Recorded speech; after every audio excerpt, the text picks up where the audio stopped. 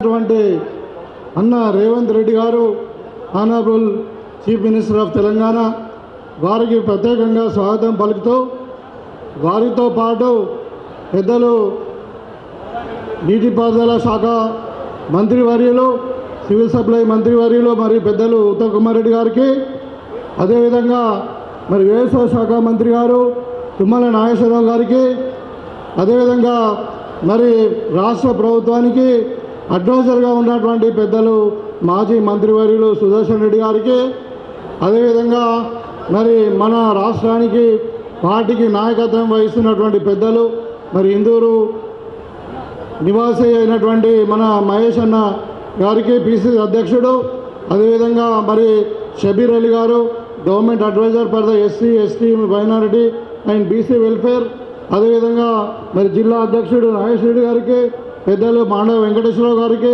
మరి వేదిక మీద ఉన్నటువంటి కార్పొరేషన్ చైర్మన్లకు అందరికీ మరి ఆర్మూరు ఇన్ఛార్జ్ అయినటువంటి వినయ్ గారికి బాల్కొండ ఇన్ఛార్జ్ అయినటువంటి సునీల్ రెడ్డి గారికి మరి అందరు కూడా వేదిక మీద ఉన్న పెద్దలందరికీ కూడా పేరు పేరున నమస్కారం తెలియజేస్తూ మరి వేదిక ముందటున్నటువంటి జిల్లా నుండి నలుమూలల నుండి వచ్చినటువంటి కాంగ్రెస్ శ్రేణులకు ప్రజలకు అదేవిధంగా మరి డాక్రా మహిళలందరూ కూడా ఎవరైతే మహిళలు మా అక్కా చెల్లెలందరూ కూడా వివిధ గ్రామాల నుండి మన జిల్లా నలుమూల నుండి వచ్చినటువంటి అందరు కూడా పత్రికా విలేకరులు అందరూ కూడా స్వాగతం. 2 సంవత్సరాల క్రితం మరి రేవంత్ రెడ్డి గారి నాయకత్వంలో మరి ప్రజల దగ్గరికి వెళ్ళి మరి వాగ్దానాలు చేసి మరి మాట మీద ఉంటామని చెప్పి మరి అలా ప్రభుత్వం ఏర్పాటు చేసుకొని మరి 2 సంవత్సరాల తర్వాత మరి గతంలో పరిపాలించినటువంటి నాయకులు మొత్తం తెలంగాణను అప్లపాలు చేసినప్పటికీ మరి పైసా కూడబెట్టి ఒక క్రమశిక్షణతోని మరి వాళ్ళ తెలంగాణకు ప్రజలకు ఇచ్చినటువంటి మాటను నిలబెట్టుకుంటూ తెలంగాణను అన్ని రంగాలలో నంబర్ 1గా తీర్చిదిద్దడానికి ప్రయత్నం చేస్తున్నటువంటి మన ముఖ్యమంత్రి గారు మన నియోజకవర్గానికి రావడం చాలా సంతోషకరం. ఈ సందర్భంగా మరి ముఖ్యమంత్రి గారిని నేను ముఖ్యంగా నేను వచ్చిన తర్వాత ఒక 10 సంవత్సరాల కంటే ముందు నుండి ఎప్పుడైతే పెద్దలు రాజశేఖర రెడ్డి గారు మన జిల్లాకు తెలంగాణ యూనివర్సిటీ ఇచ్చారు అప్పుడు తెలంగాణ ఉద్యమంలో అది నా నియోజకవర్గంలోనే ఉన్నది. మరి ఇప్పుడు మరి ముఖ్యమంత్రి గారు మనకు ఇంజనీరింగ్ కళాశాలను ప్రకటించడం అది క్లాసులు కూడా ఇవి నడుస్తూ ఉన్నాయి ఇప్పుడు. అదేవిధంగా మనది వ్యవసాయ కళాశాల కాబట్టి మరి వ్యవసాయ జిల్లా కాబట్టి వ్యవసాయ కళాశాలను కూడా ఇచ్చినటువంటి ముఖ్యమంత్రి గారికి ప్రత్యేకమైన ధన్యవాదాలు తెలియజేసుకుంటా ఉన్నాను. మరి నిజామాబాద్ రూరల్ నియోజకవర్గం మొత్తం కూడా వ్యవసాయంతో ఆధారపడి ఉన్నటువంటి నియోజకవర్గం ఇది. మరి నేను కాంగ్రెస్ పార్టీ అధికారంలోకి వచ్చిన తర్వాత ఎమ్మెల్యేగా అయిన తర్వాత ఇవాళ వ్యవసాయ రంగంలోనే కాదు మరి అన్ని రంగాలలో ఇవాళ నియోజకవర్గం ముందుకు పోతుందన్న మరి ముఖ్యమంత్రి గారి సహకారంతో మీ దయతోని. అందుకని నేను కొన్ని చిన్న సమస్యలు కొన్ని ఉన్నాయి మీ దృష్టికి తీసుకొస్తాను. ముఖ్యంగా మాది 7 మండలాలలో 6 మండలాలు మరి డ్రై ఏరియా ఉన్నది. మరి మంచిపా ప్రాజెక్టు మీరు ఎన్నికల ముందు కూడా మా నియోజకవర్గానికి రావడం జరిగింది. అప్పుడు మనము చెప్పడం జరిగింది పాత మోడల్లోనే మనం మంచిపా ప్రాజెక్టు కంప్లీట్ చేసి ప్రాణహిత చెవెళ్ళకు సంబంధించినటువంటి 21A ప్యాకేజ్ను కంప్లీట్ చేస్తామని చెప్పడం జరిగింది. దయచేసి అది కూడా ఇప్పుడు ఉత్తమ్ కుమార్ రెడ్డి గారు కూడా ఇక్కడనే ఉన్నారు, వారితో డిస్కస్ చేశాం, వారు ఒప్పుకున్నారు, మీరు కూడా ఒప్పుకున్నారు. దయచేసి ఆ పనులను త్వరలోనే ప్రారంభించి మా దగ్గర ఉన్నటువంటి 1,25,000 ఎకరాలకు తక్కువ ఖర్చుతో ఎక్కువ ఆయకట్టుకు ఇచ్చేటువంటి పెండింగ్ ప్రాజెక్టును మరి పూర్తి చేయాల్సిన అవసరం ఉందన్న దయచేసి మీరు ఒక ప్రకటన ఇస్తారని నేను భావిస్తూ ఉన్నాను. అదేవిధంగా మరి అగ్రికల్చర్ ఉన్నటువంటి ఏరియా కాబట్టి మా దగ్గర ఇండస్ట్రీస్ లేవు. ఒక 500 ఎకరాలు మా నిజామాబాద్ దగ్గరనే ఒక 15 కిలోమీటర్ల దూరంలో గుండారంలో మరి రైల్వే ట్రాక్ దగ్గర ఉన్నది, వాటర్ సోర్స్ ఉండి రోడ్స్ కన్వీనియన్స్ అన్నీ ఉన్నటువంటి ఒక ఏరియాను ఐడెంటిఫై చేశాం. దాని కలెక్టర్ గారు కూడా ఫీజిబిలిటీ రిపోర్ట్ ఇచ్చాడు. దానికి మరి అగ్రో ఇండస్ట్రియల్ జోన్గా ప్రకటిస్తారని కోరుకుంటున్నాను. అదేవిధంగా మరి మా దగ్గర ఒక 800 ఎకరాల గవర్నమెంట్ ల్యాండ్ ఉంది. అక్కడ ఎయిర్పోర్ట్ ప్రతిపాదన ఉండింది, కానీ ఎయిర్పోర్ట్ అథారిటీ ఆఫ్ ఇండియా మరి ఎన్నిసార్లు మరి సర్వే చేసినప్పటికీ దానికి ఇప్పుడు ఫీజిబిలిటీ రిపోర్టు అనుకూలంగా రావట్లేదు. మరి మీరు దాన్ని ఆ ల్యాండ్ను మరి ఇక్కడ నుండి, ఎందుకంటే ఇక్కడ పసుపు పండే ఏరియా, ఇది ఎర్రజొన్నలు పండే ఏరియా, ఇది మక్కలు పండే ఏరియా, అదేవిధంగా మరి వరి పండే ఏరియా కాబట్టి ఇక్కడ నుండి చాలా దేశాలకు ఇక్కడ ఎక్స్పోర్ట్ అవుతూ ఉంటాయి. మరి చాలా ప్రోగ్రెసివ్ రైతులు ఉన్నారు మా దగ్గర. మరి దాన్ని ఒక డ్రై పోర్ట్గా మార్చి మాకు ఒక డ్రై పోర్ట్ నిజామాబాద్కు ప్రకటిస్తారు అని చెప్పి ఆశిస్తానన్నా. అదేవిధంగా ఇంజనీరింగ్ కాలేజీలో కూడా కాలేజ్ స్టార్ట్ అయినప్పటికీ మరి బీసీ గారు వచ్చారు, నిన్న డిస్కస్ చేస్తూ ఉంటే వాళ్ళు స్టాఫ్ కూడా అలాట్ అయింది, ఫైనాన్షియల్ క్లియరెన్స్ అయిపోయింది. మరి మీరు కూడా ఒప్పుకున్నారు, ఓన్లీ క్యాబినెట్లో డిసిషన్ తీసుకోవాలి, స్టాఫ్ అలికేషన్ లేదు, స్టాఫ్ అలికేషన్ ఇవ్వాలని చెప్పి కోరుకుంటున్నాము. అదేవిధంగా తెలంగాణ యూనివర్సిటీలో మరి ఫార్మసీ కాలేజ్ ఒకటి, తర్వాత ఫిజికల్ ఎడ్యుకేషన్ మీకు తెలుసు చాలా ఇంట్రెస్ట్ మీకు, ఎక్సర్సైజ్ కానీ స్పోర్ట్స్ అంటే. మరి ఫిజికల్ ఎడ్యుకేషన్కి సంబంధించినటువంటి కోర్సెస్ తెలంగాణ యూనివర్సిటీలో లేదు కాబట్టి అవి 2 కోర్సెస్ మనం స్టార్ట్ చేసుకుంటే తెలంగాణ యూనివర్సిటీ నిజంగానే పరిపక్వంగా టోటల్గా కంప్లీట్ అవుతుందని చెప్పి కోరుకుంటున్నాను. నా నియోజకవర్గానికి కూడా ఒక 6 డివిజన్లు నిజామాబాద్ మున్సిపాలిటీలో వస్తాయి. అవి కూడా మరి విలీన గ్రామాలు ఉన్నాయి. విలీన ప్రాంత గ్రామాలలో మీకు తెలియదు కాదు చాలా సమస్యలు ఉన్నాయి, ల్యాండ్ మ్యూటేషన్ సమస్యలు ఉన్నాయి, టాక్సేషన్ సమస్యలు ఉన్నాయి.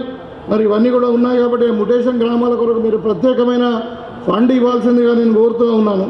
అదేవిధంగా మరి నిజామాబాద్ను స్మార్ట్ సిటీగా చేయడానికి కావాల్సిన కార్యక్రమాలు చట్టబద్ధంగా ఏం చేయాలో అవన్నీ కూడా చేసి, ఎందుకంటే నిజామాబాద్ జిల్లా, నిజామాబాద్ టౌన్ ఇవాళ మనకు తెలంగాణలోనే హైదరాబాద్, వరంగల్ తర్వాత 3వ స్థానంలో పాపులేషన్ ఉన్నటువంటి కార్పొరేషన్.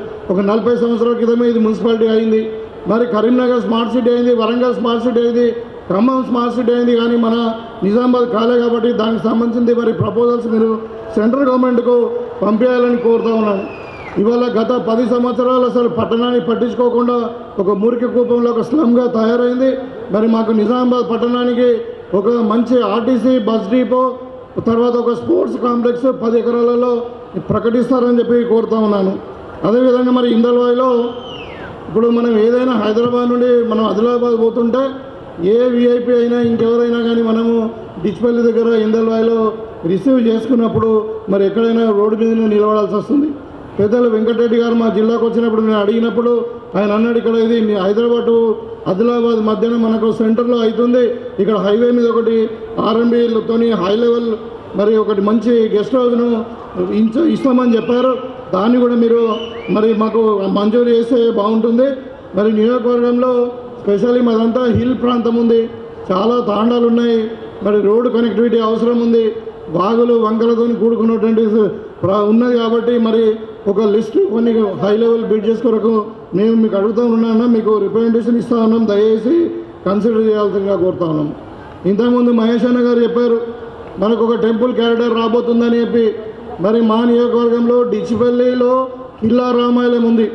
ఆ కిల్లా రామాలయం ఒక హెరిటేజ్ టెంపుల్, ఒక 500 సంవత్సరాల క్రితం నిర్మించినటువంటి టెంపుల్. అది ఇప్పుడు ఆర్కాలజీ డిపార్ట్మెంట్ ద్వారా నడిపించబడుతూ ఉంది. శ్రీరాముని టెంపుల్ అది చాలా బాగుంటుంది. మరి అది హైవేకి దగ్గరనే ఉంది కాబట్టి మళ్ళీ మా దగ్గర మా నియోజకవర్గంలో ఒక చిన్న ప్రాజెక్ట్ ఉంది, మీడియం ప్రాజెక్టు, రామడుగు ప్రాజెక్టు, అది 1 TMC ప్రాజెక్ట్ కెపాసిటీ ఉన్నటువంటి ప్రాజెక్టు. మరి ఈ టెంపుల్ క్యారిడార్లో బాసర్లో రూట్లో ఉంది కాబట్టి లక్ష్మీ నరసింహస్వామి టెంపుల్ అని ఇక్కడ నిజామాబాద్ దగ్గర ఉంటుంది, చెరువు కట్టకు గుహలో ఉంటుంది. మరి దాన్ని కూడా లక్ష్మీ నరసింహస్వామి టెంపుల్, అదేవిధంగా డిచ్పల్లి టెంపుల్ను మరి ఇక్కడ మా రామడుగు ప్రాజెక్టును కూడా కలుపుతూ టెంపుల్ క్యారిడార్లో టూరిజం క్యారిడార్లో మరి బాసర్ సర్క్యూట్లో ఇంక్లూడ్ చేసి దానికి కావాల్సినటువంటి నిధులను మంజూరు చేయాలని నేను మనస్ఫూర్తిగా కోరుతా ఉన్నాను. అదేవిధంగా మరి ఇవాళ మాది చాలా ట్రైబల్ ఏరియా, ఇదంతా కూడా దగ్గర ఒక 130 ట్రైబల్ హ్యాబిటేషన్స్ ఉన్నాయి. దాంట్లో 70 గ్రామ పంచాయతీలు ఉన్నాయి, మొత్తం ఓన్లీ ట్రైబల్కే. మరి ట్రైబల్కి సంబంధించినటువంటి ఫండ్స్ కూడా మా నియోజకవర్గానికి ఎక్కువ ఇవ్వాలి. మరి ఇవాళ మీ సహకారంతో ఇవాళ మన నిజామాబాద్ జిల్లా అన్ని రంగాలలో ముందుకు దూసుకుపోతూ ఉన్నది. గతంలో చూస్తే ఎక్కడ వేసిన గొంగలు అక్కడనే, మరీ ముఖ్యంగా మరి ఒక గుంట కూడా నీళ్ళు అనేటువంటి పరిస్థితి. పెద్దలు సుదర్శన్ రెడ్డి గారు అప్పుడు ఇరిగేషన్ మంత్రిగా ఉన్నప్పుడే మరి రాజశేఖర రెడ్డి గారి నాయకత్వంలో అప్పుడు మరి ప్రాణహిత చేవెళ్ళ 80% కంప్లీట్ అయిపోయింది. మరి ఇలా తక్కువ ఫండ్స్తోని మరి మాకు ఎక్కువ కట్టొచ్చేటువంటి ప్రాణహిత చేవెళ్ళ ప్రాజెక్టు 21 మాత్రము ఖచ్చితంగా మీరు వెంటనే మరి దానికి కావాల్సిన అన్నీ కూడా ప్రకటిస్తారని చెప్పి కోరుకుంటూ మరి వాళ్ళ మన నియోజకవర్గానికి ముఖ్యమంత్రి గారు రావడము చాలా అదృష్టకరం. ఎందుకంటే ఇవాళ మరి నేను ఇక్కడ ఎమ్మెల్యేగా ఉండడము మరి మన నియోజకవర్గాన్ని ఇలా అభివృద్ధిలో ముందుకు పోతూ ఉంది. ముఖ్యంగా ఇవాళ పెద్దలు ఇనాగరేషన్ చేసినటువంటి ఏదైతే ఉన్నాయో దగ్గర 600 కోట్ల అంటే ఫౌండేషన్స్ వేసాం. ఇలా దాంట్లో integrated young India integrated school అనే నిజామాబాద్ రూరల్లో కూడా ఉంది. దాంట్లో ఒక 200 కోట్లు, మరి యూనివర్సిటీకి వాళ్ళ ఒక 100 కోట్లతో మనం ఫౌండేషన్ వేసుకున్నామంటే నిజామాబాద్ రూరల్ నిజంగానే ఒక ఎడ్యుకేషన్ హబ్గా ఎదిగపోతూ ఉంది పెద్దలు రేవంత్ రెడ్డి గారి నాయకత్వంలో అని చెప్పి సందర్భం కోరుతా ఉన్నాం. ఆల్రెడీ మనం అగ్రికల్చర్లో నెంబర్ 1 ఉన్నాం, ఇలా ఎడ్యుకేషన్లో నెంబర్ 1 ఉంటే మరి ఇంకా దాంతోపాటు మరి వైద్య రంగంలో కూడా మీకు తెలుసు విద్య వైద్యము చాలా ప్రయారిటీ ఇస్తూ ఉన్నారు. ఇక్కడ ఒకవైపు స్పోర్ట్స్, ఒకవైపు టూరిజము, ఇవన్నీ కూడా ఎంప్లాయ్మెంట్ జనరేషన్ కింద బాగా పనికొస్తాయి. కాబట్టి మాకు ఇప్పుడు ఉన్న గవర్నమెంట్ హాస్పిటల్లో చాలా ఒత్తిడి ఉంది. మరి mother and child health care కింద మాకు డిచ్పల్లిలో ఒక 100 పడకల హాస్పిటల్ కూడా మంజూరు చేయాలని కోరుతూ మరి ఈ